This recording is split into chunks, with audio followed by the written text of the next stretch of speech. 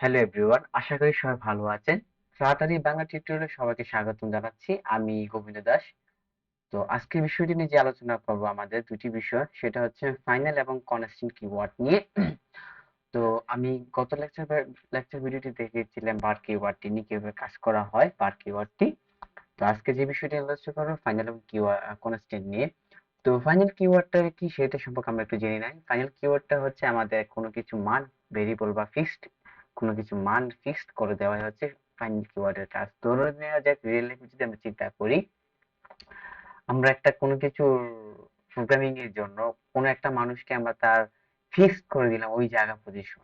ঠিক আছে, তখন ওই পজিশনটা কাজ করার জন্য হচ্ছে আমাদের ফাইনাল কিওয়ার্ডটা ব্যবহার করা। ঠিক আছে, তো আমরা এখানে রেখেছি যে আমরা এখানে একটা সময় ব্যয় কমানোর জন্য আমি একটা কোডটা করে রেখেছিলাম, যে এখানে দেখুন যে আমাদের final keyword integer x equal 10, সেটা একটা ফাইনাল হিসাবে দিয়েছি, এবং ডাবল হিসাবে ওয়াই এটা ফাইনাল হিসাবে দিয়েছি এবং প্রিন্ট করেছি।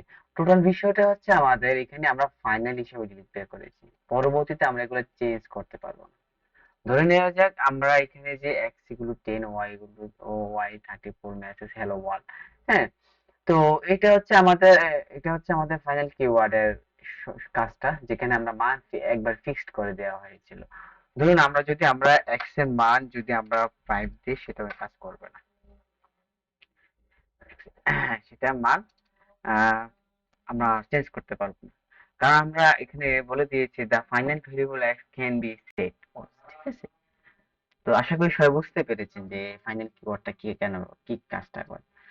এখন আছে আমাদের কনস্ট্যান্ট কিওয়ার্ড। কনস্ট্যান্ট কিওয়ার্ডটা খুবই একটা গুরুত্বপূর্ণ, যেখানে আমরা ফ্লাটা ডেভেলপ করার জন্য আমাদের খুবই বেশি বেশি ব্যবহার করতে হয় কনস্ট্যান্ট কিওয়ার্ডটা। তো কনস্ট্যান্ট কিওয়ার্ডটা আমাদের ফাইনাল কিওয়ার্ডের মধ্যেই মান ফিক্সড করতে হবে, সেটা হচ্ছে কম্পাইল টাইমে সে বুঝে নেয়।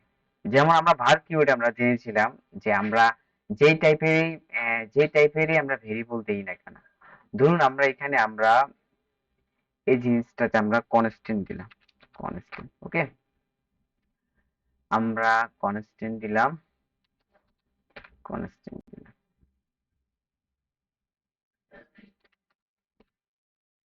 এটাও ফিক্সড, কিন্তু এটাও কিন্তু কনস্ট্যান্ট ফাইনালের মতো ফিক্সড। বাট এখানে আমরা দেখুন আমাদের রান টাইমে কোনো প্রবলেম হচ্ছে কিনা, কোনো প্রবলেম, একদম কোনো সমস্যা নাই, সেম কাজটাই করছে। বাট এটার এক্সট্রা অ্যাক্টিভিটিতে হচ্ছে হচ্ছে আমাদের কম্পাইল টাইমে সে বুঝে নেয় আমরা কি টাইপের ব্যবহার করছি। যেমন আমাদের এখানে এই যে 10, এটা কিন্তু আমরা ইন্টিজার টাইপের, 3.14 সেটা কিন্তু ডাবল টাইপের, হ্যালো ওয়ান এটা স্ট্রিং টাইপ। সে বুঝে নিয়েছে, আমরা বলে দেই নাই, বা সে বুঝে নিয়েছে।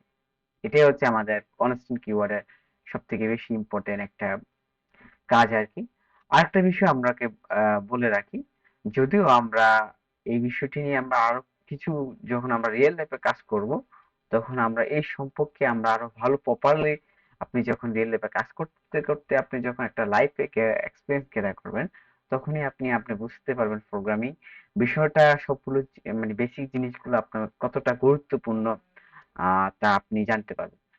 তো এখন আমরা দেখি যে আমরা আসলে যে বলেছিলাম যে রান টাইম, দেখুন আমরা রান টাইমে কি ঘটনা ঘটে,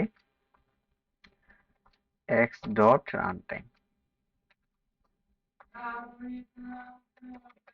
যদি আমরা এক্স ডট রান টাইম, দেখুন আমাদের শুধু একটা সিম্পল দেখে সেটা কি কাজ করে। ওকে, যে আমাদের সে রান টাইম সে আমাদের কি বুঝে নিয়েছে, ইন্টিজার, বুঝতে পেরেছে? এই যে এক্সাক্টলি কাজ করেছে। হ্যাঁ, প্রতিটাই আমাদের বিষয়ে এক্সাক্টলি কাজ করবে। আমরা বুঝে নিবে কনস্ট্যান্ট কিওয়ার্ড, যে আমাদের রান কম্পাইল টাইমে আমাদের কি ডাটা টাইপটা ব্যবহার করছি।